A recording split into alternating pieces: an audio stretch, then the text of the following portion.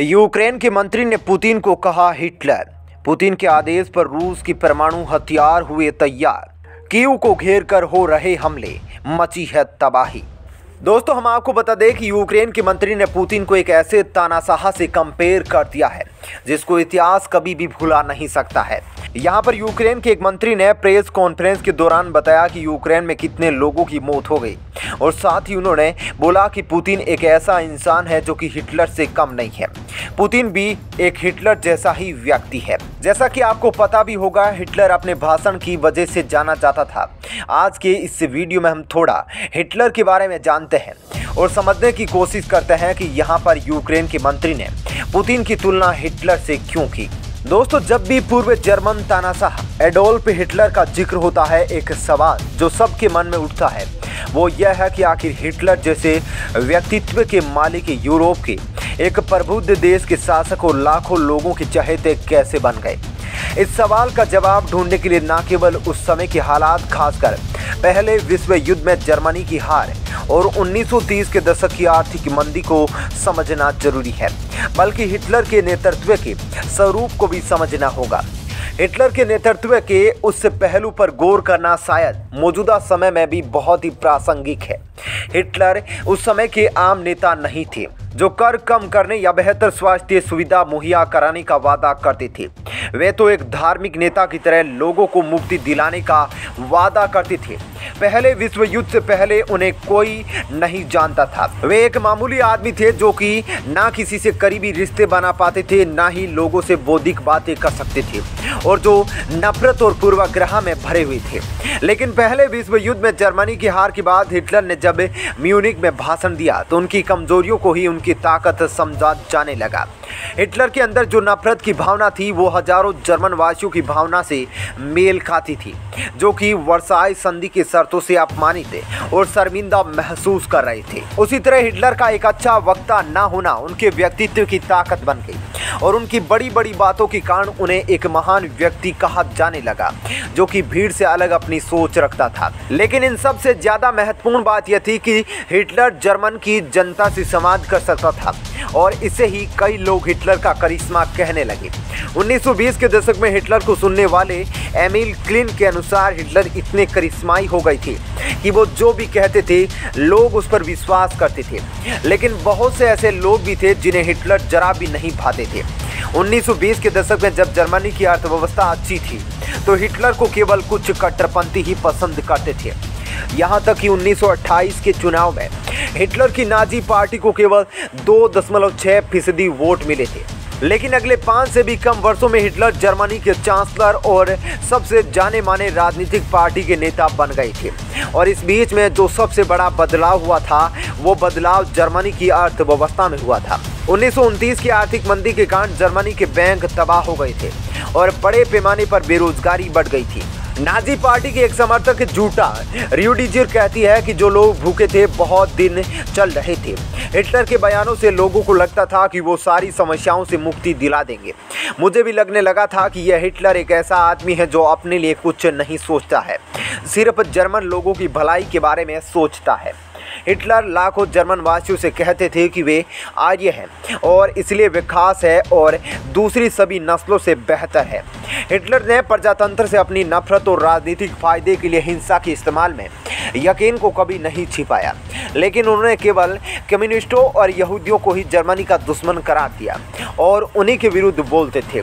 चूँकि अधिकतर जर्मनवासी इन दो कैटेगरी में नहीं थे इसलिए उनको किसी तरह का कोई नुकसान नहीं होता था। हिटलर का यह इतिहास आज भी हमारे लिए बहुत अर्थ रखता है, इसलिए नहीं कि इतिहास हमें कोई ना कोई सबक देता है, बल्कि इसलिए क्योंकि इतिहास से हमें चेतावनी भी मिलती है। आर्थिक संकट में लाखों लोगों ने एक ऐसे व्यक्ति को अपना नेता मान लिया जो केवल इसलिए करिश्माई बन गया क्योंकि वो लोगों के डर, उनकी आशा और अपनी परेशानियों के लिए दूसरों को जिम्मेदार ठहराने की आदत का लाभ उठाना जानता था। वहीं दूसरी तरफ रूस की ओर से यूक्रेन पर हमले के बाद तनाव पूरे यूरोप में फैलता नजर आ रहा है। हालात दिनों दिन बिगड़ते जा रहे हैं। समाचार एजेंसी पीटीआई की मुताबिक पश्चिमी देशों के साथ बढ़ते तनाव को देखते हुए राष्ट्रपति व्लादिमीर पुतिन ने रूस के परमाणु रोधी बलों को अलर्ट रहने पर निर्देश दे दिए। जाहिर है, यदि रूस और पश्चिमी मुल्कों के कदम शांति की ओर नहीं बढ़े तो नौबत परमाणु युद्ध तक भी पहुंच सकती है। हालांकि सुलह समझौतों की कोशिशें भी तेज हो गई। समाचार एजेंसी पीटीआई के मुताबिक रूसी राष्ट्रपति पुतिन ने रविवार को शीर्ष अधिकारियों के साथ हुई एक बैठक में रक्षा मंत्री और मिलिट्री जनरल स्टाफ के प्रमुख को आदेश दिया कि परमाणु रोधी बलों को युद्ध के लिए तैयार रखा जाए। इस बैठक में पुतिन ने इस बात पर जोर दिया कि नाटो के प्रमुख सदस्य देशों ने आक्रामक बयान दिए हैं। वहीं नाटो प्रमुख जेंस स्टोल्टेनबर्ग ने रूसी राष्ट्रपति व्लादिमीर पुतिन परमाणु चेतावनी को खतरनाक और गैर जिम्मेदार बताया। समाचार एजेंसी रॉयटर की रिपोर्ट के अनुसार नाटो प्रमुख ने कहा कि यह खतरनाक बयानबाजी है, यह एक गैर जिम्मेदाराना व्यवहार है, यह स्थिति की गंभीरता को दर्शाता है। यूक्रेन की राजधानी कीव को चारों ओर से घेरकर गोलीबारी, आसमानी रास्ते से मिसाइलें हमलों और दूसरे बड़े शहर खार्किव में घुसे रूसी सैनिकों को दिन भर लड़ाई के बाहर करने के बाद रविवार शाम राहत की खबर आई। बेलारूस में रूस के वार्ता के प्रस्ताव को शुरू में नकारने के कुछ घंटे बाद यूक्रेन बात करने को राजी हो गया। रूस ने वार्ता के दौरान हमले न रोकने का ऐलान किया, लेकिन रूसी राष्ट्रपति पुतिन के खास बेलारूस के राष्ट्रपति अलेक्जेंडर लुकाशेंको ने यूक्रेनी प्रतिनिधिमंडल को पूरी सुरक्षा देने का आश्वासन दिया। रूस ने वार्ता के लिए उच्च स्तरीय प्रतिनिधिमंडल बेलारूस भेज दिया। इससे पहले रूस के राष्ट्रपति व्लादिमीर पुतिन ने परमाणु हथियारों की जिम्मेदारी संभालने वाली रणनीतिक बल को हाई अलर्ट पर करने का आदेश दिया था और वार्ता न करने पर यूक्रेन को भारी खून खराबे की चेतावनी दी थी। पुतिन ने राष्ट्र के नाम संबोधन में कहा कि पश्चिम देश प्रतिबंध लगाकर आर्थिक क्षेत्र में रूस के साथ शत्रुतापूर्ण व्यवहार कर रहे हैं। पुतिन ने अपने संबोधन में नाटो के आक्रामक बयानों का भी जिक्र किया। तेजी से बदलते घटनाक्रम में रविवार को रूस ने बेलारूस में अपना प्रतिनिधि मंडल भेजते हुए वार्ता के लिए फैसला लेने को यूक्रेन सरकार को 2 घंटे का समय दिया। कहा कि वार्ता न होने की स्थिति में यूक्रेन में होने वाले खून खराबे की पूरी जिम्मेदारी यूक्रेनी सरकार की होगी। दोनों देशों की वार्ता यूक्रेन बेलारूस सीमा पर प्रिपियात नदी के किनारे होगी। वार्ता के लिए कोई शर्त नहीं रखी गई है। इस बीच इजराइल के प्रधानमंत्री नेफ्ताली बेनेट ने रूसी राष्ट्रपति से फोन पर वार्ता कर मध्यस्थता की पेशकश की।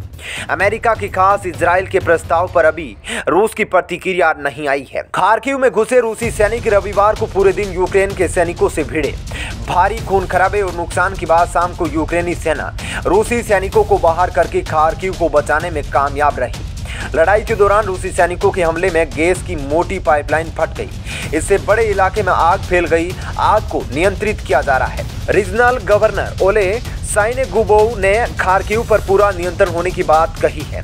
एक अन्य शहर वेसिलकीव के आयल टर्मिनल में रूस के मिसाइल हमले में आग लग गई। इससे आग की ऊंची लपटें उठ रही है और इसका धुआं आसमान पर छा गया है। राजधानी कीव के घिरने की खबर है। वहां पर चारों दिशाओं और आसमान से लगातार हमले हो रहे हैं।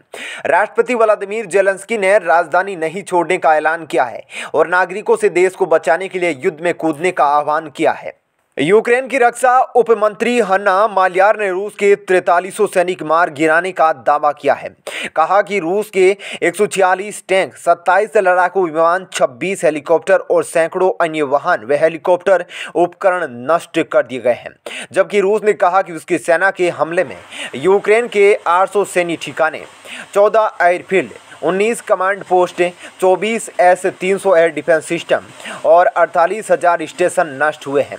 वहीं समाचार एजेंसी एपी की रिपोर्ट के मुताबिक इजराइल के प्रधानमंत्री नेफ्ताली बेनेट ने जारी गतिरोध को टालने के लिए मध्यस्थता की पेशकश की है।